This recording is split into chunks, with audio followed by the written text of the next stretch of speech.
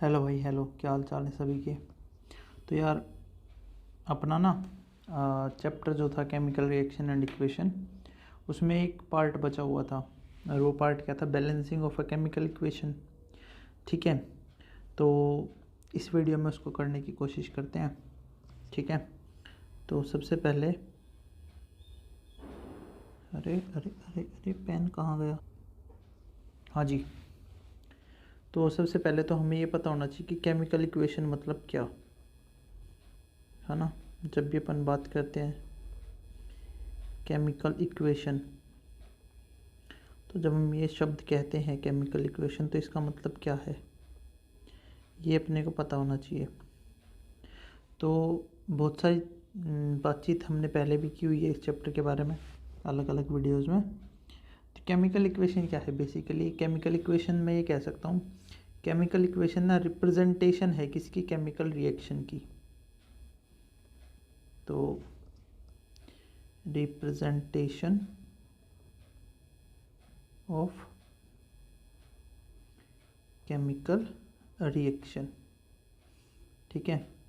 तो एक chemical reaction की जो रिप्रेजेंटेशन है, क्या यूज़ करके? सिंबल्स को यूज़ करके। जैसे मान लो मैं लिखता हूँ, एक कलर और बना लेते हैं यहाँ पे ना, येलो येलो टर्डी फेलो। ओके।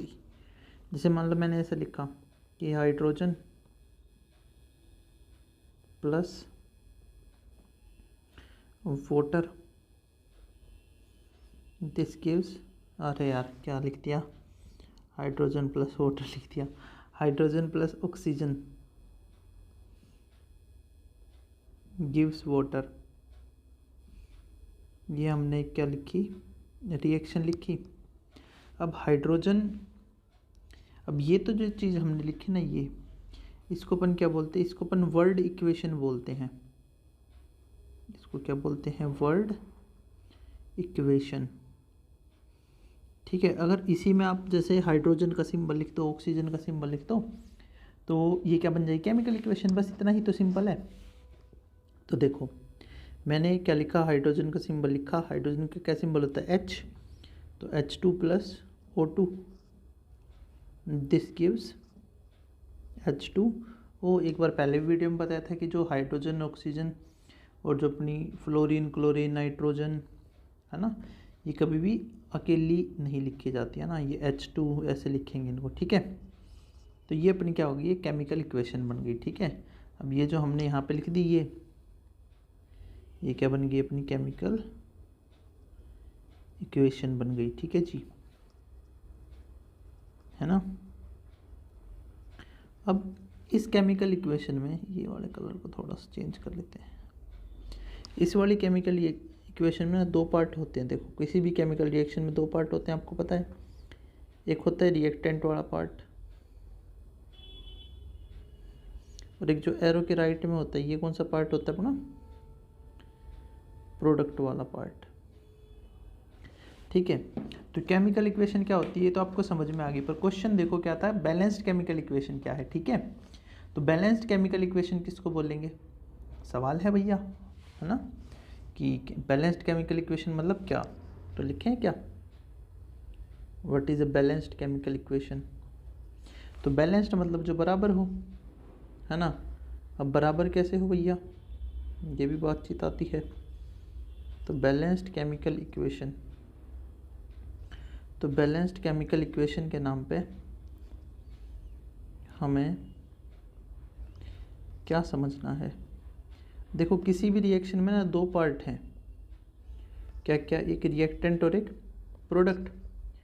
ठीक है।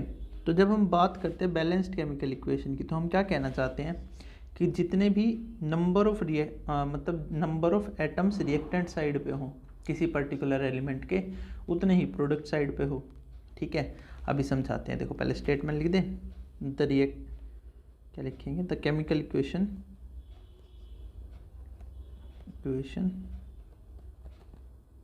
in which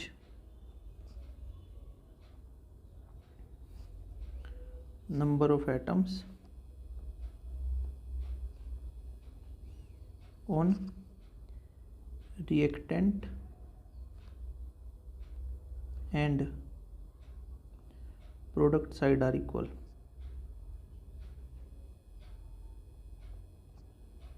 ठीक है, रिएक्टेंट और प्रोडक्ट साइड पे क्या हो, नंबर ऑफ एटम्स बराबर हों। क्या कहना चाहता हूँ मैं समझो। तो इसी रिएक्शन को जो ऊपर वाली थी इसी को दोबारा यूज़ कर लेते हैं ना।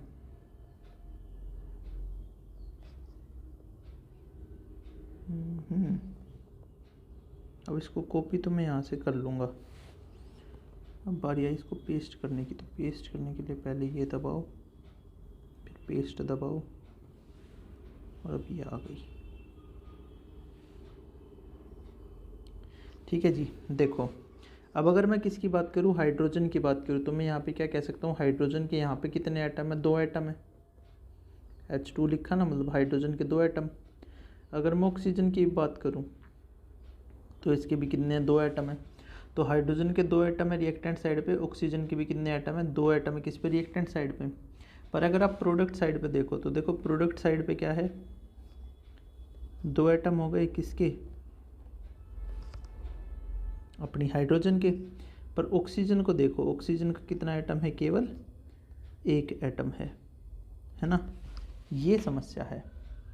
तो यहाँ पे क्या है, यहाँ पे अगर देखो, अगर मैं इस रिएक्शन की बात करूँ, पार्टिकल रिएक्शन की, तो नंबर ऑफ एटम्स किधर, रिएक्टेंट साइड पर, number of atoms on reactant side is not equal to number of atoms on product side। ठीक है जी।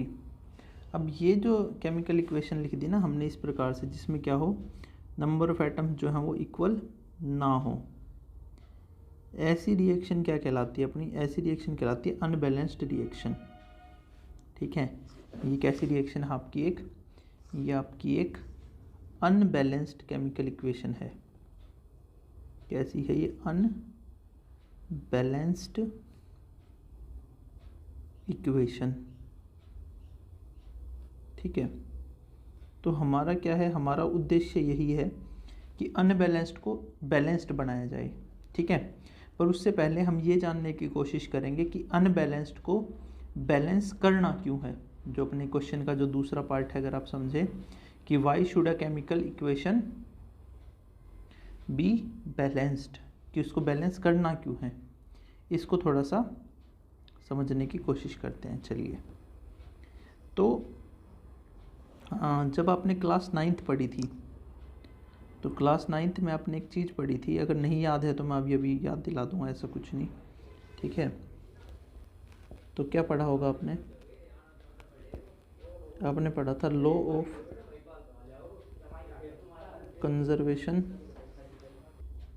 हाँ भाई देखो, तो मैंने स्टेटमेंट जो है वो लिख दी है लॉ ऑफ कंजर्वेशन ऑफ मास की। तो मास can neither created not destroyed in a chemical reaction. ठीक है, ये आपने 9th क्लास में पढ़ा होगा। पर 9th क्लास में हम केमिकल रिएक्शन नहीं पढ़ते। तो अभी जो हम ऊपर केमिकल रिएक्शन देख रहे थे वो क्या थी, कि भैया H2 + O2 गिव्स H2O। ठीक है, अच्छा इसी को ना एक और भी तरीके से लिखते थे, क्या लिखते थे, कि मास ऑलवेज रिमेन्स कंजर्व्ड। ठीक है, जो मास है वो हमेशा क्या रहता है, कंजर्व्ड रहता है। कंजर्व्ड का मतलब क्या है, मतलब सेम ही रहेगा वो ना, उसका जो टोटल है वो क्या आना चाहिए, सेम आना चाहिए। ठीक है, अब इसमें देखते हैं क्या वो कंजर्व है या नहीं है। ठीक है, तो अगर आप देखो, मैं किसकी बात करूं, मैं अगर रिएक्टेंट साइड की बात करूं, ठीक है, हम 9th क्लास में सीखते थे मास, मोलिकुलर मास निकालना। अगर मैं रिएक्टेंट साइड की बात करूं तो रिएक्टेंट साइड पे मेरे पास हाइड्रोजन है। हाइड्रोजन का मास कितना,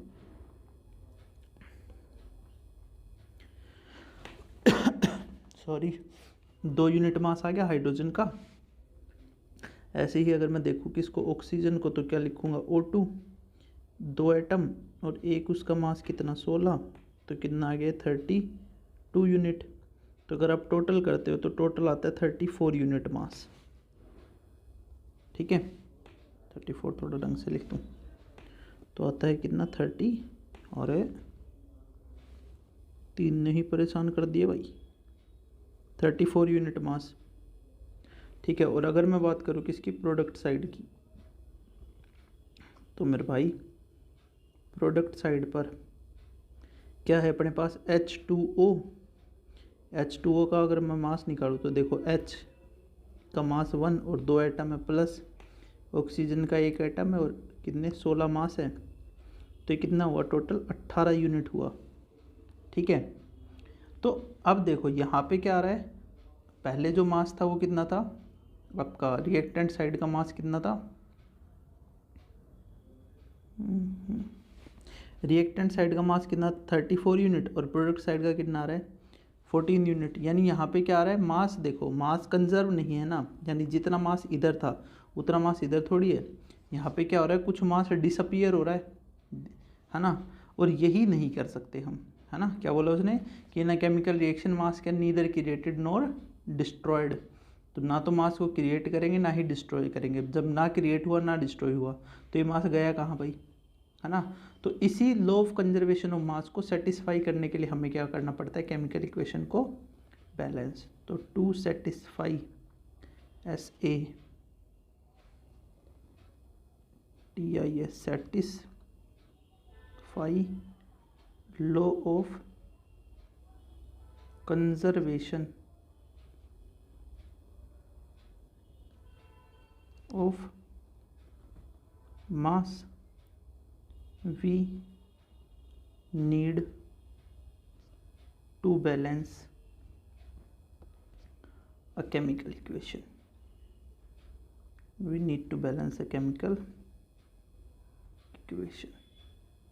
तो इसीलिए हमें क्या करना चाहिए, केमिकल इक्वेशन को बैलेंस करना चाहिए। ठीक है जी, तो ये आपका जो प्रश्न है, अब अगर मान लो पेपर में प्रश्न आया कि what is a balanced chemical equation, तो क्या लिखेंगे, the equation in which number of atoms on reactant and product side are equal is called balanced chemical equation। और इसका आप एग्जाम्पल भी देखेंगे, लिख देंगे। अब एग्जाम्पल कैसे लिखेंगे, बैलेंस करना तो हमने सीखा नहीं, तो वो आपको सिखाएंगे। ठीक है, why should the chemical equations be balanced. अब बैलेंस क्यों करना चाहिए केमिकल इक्वेशन को, ये भी एक सवाल है ना। तो इसका आंसर क्या लिखेंगे, we need to balance the chemical equation to satisfy the law of conservation of mass. ठीक है, तो अगर मैं यहाँ पर इसके ऊपर एक बॉक्स बना दूँ, ठीक है, कैसे कलर का बना दें, पिंक कलर का बना देते हैं। चलो,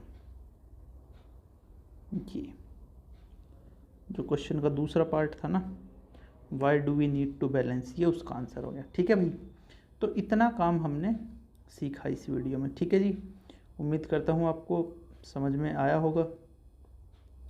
आपकी तरफ से अगर कोई भी सुझाव है तो आप कमेंट में लिख सकते हैं। ठीक है, नेक्स्ट वीडियो में मिलेंगे, और नेक्स्ट वीडियो में हम बैलेंसिंग करते कैसे हैं पहले ये जानेंगे, और उसके बाद क्या करेंगे, उसके बाद हम कुछ क्वेश्चंस जो आपके NCERT के वो भी सोल्व करेंगे।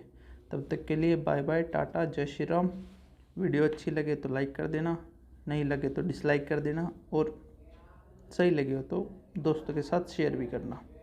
जय हिंद, जय भारत।